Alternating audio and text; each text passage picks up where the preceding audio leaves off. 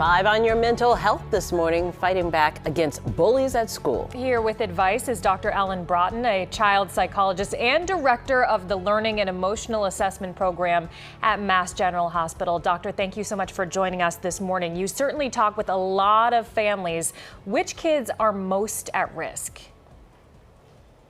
At risk are the kids who don't fit in socially. And I should say 1 in 5 children will report being bullied at some point in their lives. And boys usually are bullied physically, girls more often relational bullying, leaving them out, or verbal bullying.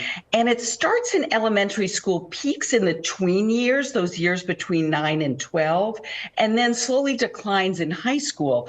And what happens in bullying, it's all about social power. So tweens are very into their social relationships, but they're also very immature. So the way that they try and show their social power is by picking on kids who are different, talk differently, look differently. And that's where bullying sort of starts and also peaks at that age. I'm saddened by it all, tough on parents too. How do parents typically find out about what's going on?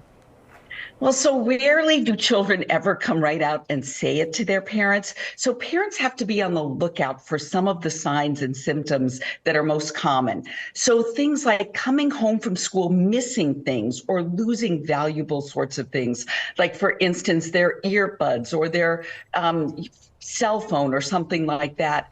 Look for the telltale sign as to whether or not your child has friends or fewer friends or losing friends. They might be afraid to go to school. They might make excuses for not going to school or to parties. And they just may seem sort of sad and moody, complaining a lot about pains and those sorts of things. So they rarely come out and say it, but as a parent, you can bring up the discussion. So for example, you can say something like, I've heard a lot about bullying on the news. Do kids bully at your school? Or if you're really concerned, you can say, I'm worried about you. Is somebody picking on you at school? That opens the discussion. And even if the child doesn't answer right away, you've opened up the discussion about it. Getting the conversation going is definitely key. It can be tough to walk away from a bully or ignore what they're saying, but is that the best advice to give your child?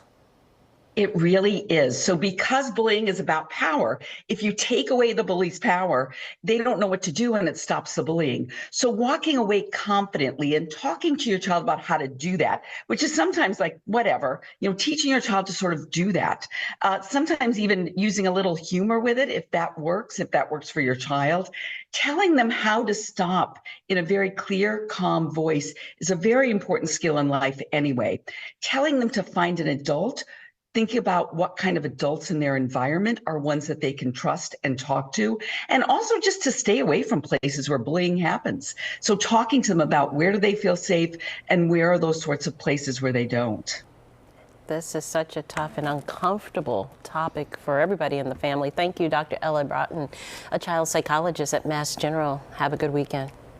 Thank you.